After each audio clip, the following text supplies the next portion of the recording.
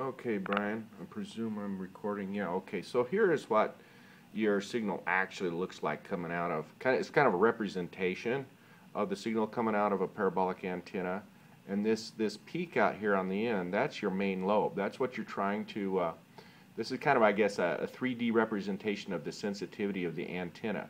But if you tip it up or down, you know, if the signal's coming in here on a weird line, you know, you could be hitting almost anywhere, and you would, you know, it's a ray. Visualize a ray shooting in here from the other end, and you want to aim the ray so it hits right on the very tip.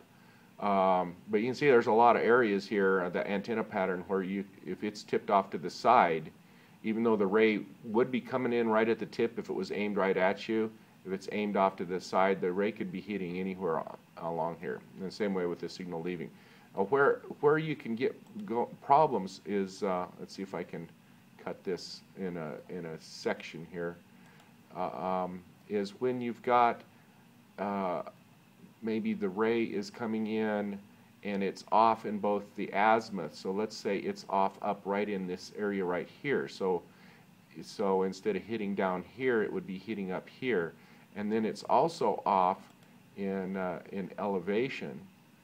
So I don't know if this is really all that good. I had a better video at one time. But let's say if that ray from the far end was impinging on this side lobe, this first main side lobe right here, which is only down maybe 10 or 15 dB, if it's coming in, if it's hitting you right here and you're peaked up to where this is actually aimed, that spot right there is aimed at the far end, well, you can see where you can go. You're going to go sideways and you're going to drop off either way, and you can go, and I'm saying we're over here on a 45. Okay, we're over some, we're down some.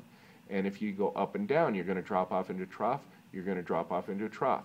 You're going side to side, you're going to drop off into a trough, drop off into a trough. You're going to peak in this region, or you could peak in this region, or any of these 45 regions in either direction. So you got a lot of places where you can be peaking on a quadrant side lobe, and both azimuth and elevation, and you think you're seeing it. And if you were never lucky enough to actually have this main lobe, you know, pass right through, then yeah, you can be off. I don't know if that makes any sense, but this was kind of the presentation I did at Animal Farm, and I was a lot more polished. I don't remember. It seems like I had better sections and I had some crosshairs on here and it showed it a little bit better, but hopefully that's helpful.